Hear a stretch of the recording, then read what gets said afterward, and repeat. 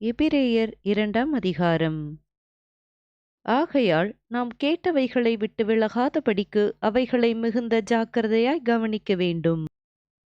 ஏனெனில் தேவதூதர் முதலாய் சொல்லப்பட்ட வசனத்திற்கு விரோதமான எந்த செய்கைக்கும் கீழ்ப்படியாமைக்கும் நீதியான தண்டனை வரத்தக்கதாக அவர்களுடைய வசனம் உறுதிப்படுத்தப்பட்டிருக்க, முதலாவது கர்த்தர் மூலமாய் அறிவிக்கப்பட்டு பின்பு அவரிடத்தில் கேட்டவர்களாலே நமக்கு உறுதியாக்கப்பட்டதும், அடையாளங்களினாலும் அற்புதங்களினாலும் பலவிதமான பலத்த செய்கைகளினாலும் தம்முடைய சித்தத்தின்படி பகிர்ந்து கொடுத்த பரிசுத்த ஆவியின் வரங்களினாலும் தேவன் தாமே சாட்சி கொடுத்ததுமாயிருக்கிற இவ்வளவு பெரிதான இரட்சிப்பை குறித்து நாம் கவலையற்றிருப்போமானால் தண்டனைக்கு எப்படி தப்பித்துக் கொள்ளுவோம்?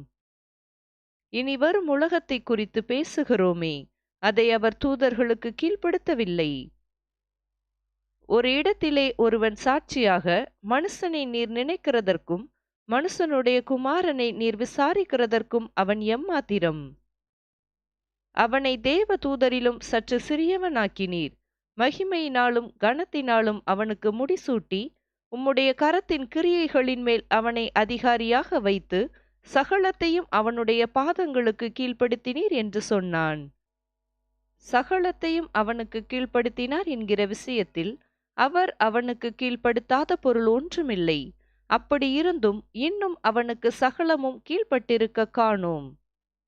என்றாலும் தேவனுடைய கிருபையினால் ஒவ்வொருவருக்காகவும் மரணத்தை ருசி பார்க்கும்படிக்கு தேவ தூதரிலும் சற்று சிறியவராக்கப்பட்டிருந்த இயேசு மரணத்தை உத்தரித்தது நிமித்தம் மகிமையினாலும் கனத்தினாலும் முடிசூட்டப்பட்டதை காண்கிறோம்.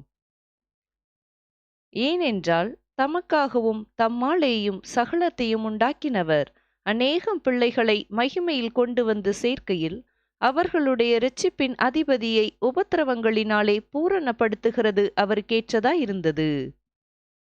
எப்படியெனில் பரிசுத்தம் செய்கிறவரும் பரிசுத்தம் செய்யப்படுகிறவர்களுமாகிய யாவரும் ஒருவராலே உண்டாயிருக்கிறார்கள். இது நிமித்தம் அவர்களை சகோதரர் என்று சொல்ல அவர் வெட்கப்படாமல், உம்முடைய நாமத்தை என் சகோதரருக்கு அறிவித்து சபை நடுவில் உம்மை துதித்து பாடுவேன் என்றும், நான் அவரிடத்தில் நம்பிக்கையாயிருப்பேன் என்றும், இதோ நானும் தேவன் எனக்கு கொடுத்த பிள்ளைகளும் என்றும் சொல்லி இருக்கிறார். ஆதலால் பிள்ளைகள் மாம்சத்தையும் இரத்தத்தையும் உடையவர்களாயிருக்க அவரும் அவர்களைப் போல மாம்சத்தையும் இரத்தத்தையும் உடையவரானார். மரணத்துக்கு அதிகாரியாகிய பிசாசானவனை தமது மரணத்தினாலே அழிக்கும்படிக்கும் ஜீவ காலமெல்லாம் மரண பயத்தினாலே அடிமைத்தனத்திற்குள்ளானவர்கள் யாவரையும் விடுதலை பண்ணும்படிக்கும் அப்படியானார். ஆதலால் அவர் தேவ தூதருக்கு உதவியாக கை கொடாமல் ஆபிரகாமின் சந்ததிக்கு உதவியாக கை கொடுத்தார். அன்றியும் அவர் ஜனத்தின் பாவங்களை நிவிர்த்தி செய்வதற்கேதுவாக தேவ காரியங்களை குறித்து இரக்கமும் உண்மையுமுள்ள பிரதான ஆசாரியராய் இருக்கும்படிக்கு எவ்விதத்திலும் தம்முடைய சகோதரருக்கு ஒப்பாக இருந்தது. ஆதலால் அவர் தாமே சோதிக்கப்பட்டு பாடுபட்டதினாலே அவர் சோதிக்கப்படுகிறவர்களுக்கு உதவி செய்ய வல்லவராயிருக்கிறார். ஆமேன்.